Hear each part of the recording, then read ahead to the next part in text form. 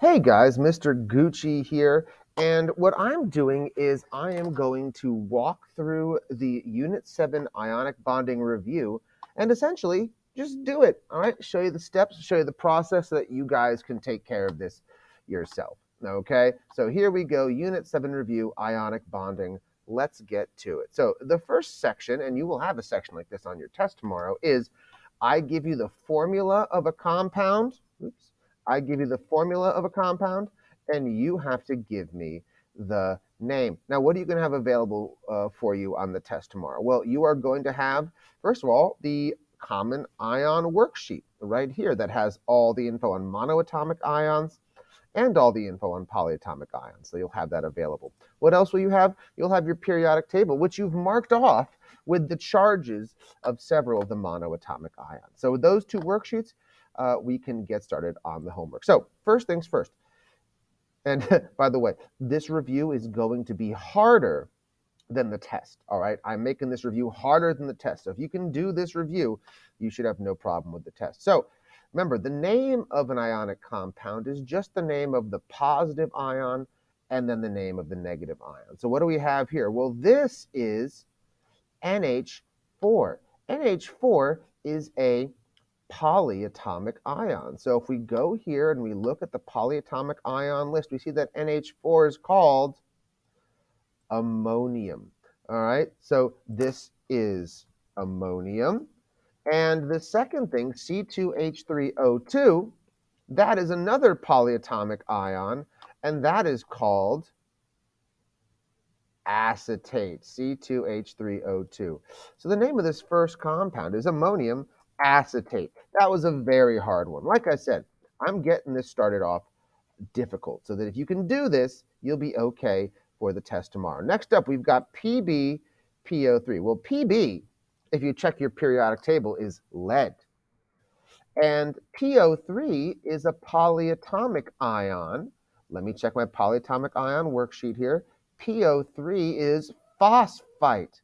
All right, phosphite. So lead, phosphite. Now, I've mentioned this before, and I'll say it again. Assume that the name of the metal is going to require a Roman numeral. And in this case, lead, if we take a look at our monoatomic ions, we don't see lead listed on here, Pb, because lead can have many different charges. It can be +1, it can be +2, it could be +3 even. So what is the charge of the lead right here? We have to figure it out to get this name. Is it a +1, a +2, a +3, or is it a +4? Well, the way we figure this out is we're going to do a little bit of work on the margins here. All right, let's assume that this is lead with a 1+ charge. All right, and phosphite is PO3, 3-. Well, if this lead was +1, then when you crisscross, you would get PB3, PO3. And that's clearly not what we have over here. So this lead cannot be +1. Well, let's try something else. Let's see if maybe this lead is the +2. Maybe this is lead 2 phosphite. All right, once again, we crisscross. If we do that, then we end up with a formula of PB3, PO3, 2, which again is not what we have over here. So it cannot be that. This cannot be lead 2. All right, let's try another one. All right, let's try lead with a 3+ charge. All right, phosphite is 3-, lead 3 is 3+. So we don't even need to crisscross it. It's just going to be one of each. And the formula is going to be PbPO3. And we see that that is, in fact, the formula that we have right here. So the name of this compound is lead 3 phosphite. All right, because this is a lead 3 ion and this is a phosphite. And the way we found it was just by doing some trial and error. Again, this would be a very hard question on the test. So if you got it, you're in good shape. Let's try this next one, Cu2Se. What is the name of this? Well, Cu is copper. All right, and let's just assume it has a charge of some kind we have to specify.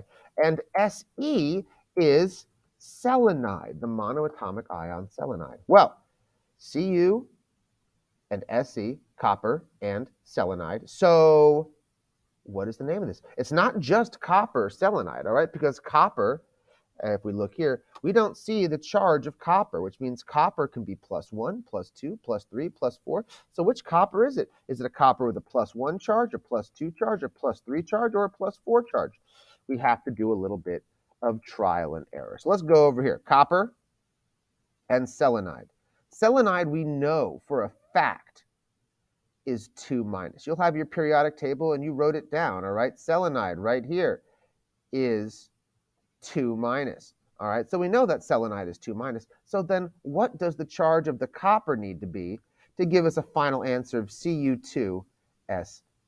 Okay, well, let's try copper 1+ charge. Let's try a 1+ charge. All right, so crisscross,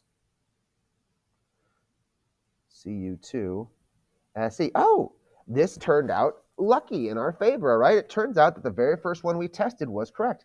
This is copper 1 selenide because this copper has a 1+ charge. If we plug in a copper with a 1+ charge, we get the final answer Cu2Se as the formula. All right, again, these are tricky. If you're doing okay with these, you'll do just fine on the test tomorrow. All right, what is C6O9? This is weird and yet familiar. This is a covalent compound. Guys, I've thrown some covalent compounds in here just for funsies. All right, just for funsies.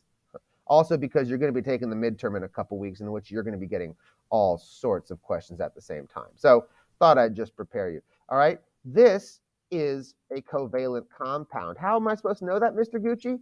Because it only contains nonmetals. So this is going to be hexacarbon non-oxide. All right, again, this is tricky. Am I going to put 1 or 2 covalent compounds on your test? I don't know. Maybe. All right, let's see here. Let's go to I'm going to do number 5, 6, and 7. All right, here we go. So number 5, we have got SN, which is tin. And let's just assume that it's going to need a Roman numeral in the name. And then we've got HCO3. All right, HCO3. If we go to our list of polyatomic ions, HCO3 is hydrogen carbonate. Hydrogen carbonate. So this is tin hydrogen carbonate. Okay? Now, what type of tin is this? Because if we look at our periodic table, we don't see tin here. Tin can have many different charges. It could be tin with a 1+ charge, tin with a 2+ charge, tin with a 3+ charge, or tin with a 4+ charge. But only one of those versions of tin would get us this formula right here. So let's just trial and error it. All right, let's just trial and error it. So here we go. So let's attempt it with tin with a 1+ charge. And then let's see what happens. HCO3, hydrogen carbonate, which has a hydrogen carbonate, a 1- charge, a 1- charge. All right, so 1-, here we go. Well, if tin was 1+ and hydrogen carbonate was 1-, then you'd just have one of each. The formula would just be SnHCO3, and that's not what we have over here. So it can't be 1+ charge, all right? Maybe we try tin with a 2+ charge. Maybe this is tin 2 hydrogen carbonate. All right, and we crisscross and we find SnHCO3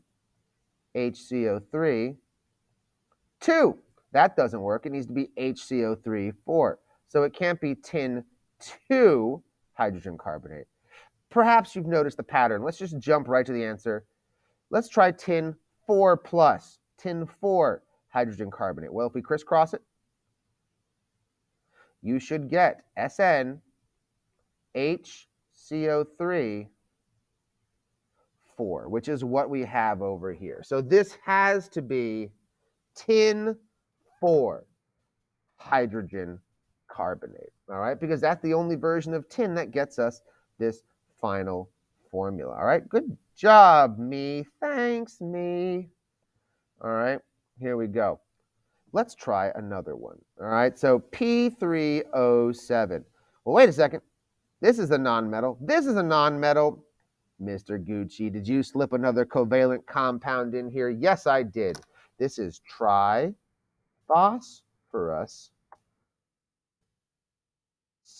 heptaoxide.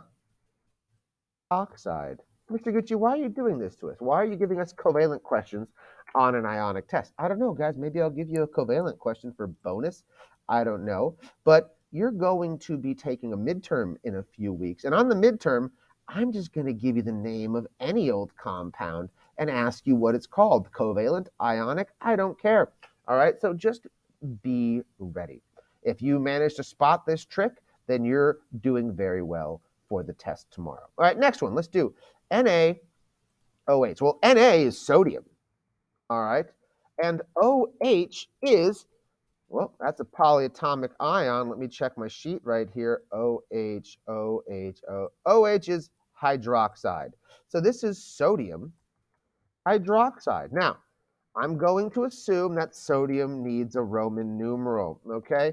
What is the charge of the sodium? Well, what I'm actually going to do is I'm going to go take a look at my periodic table, and what I see is that, oh, sodium is listed as having a +1 charge. Sodium always has a +1 charge, and so you don't need a Roman numeral there because it's always going to be 1 plus. It's redundant.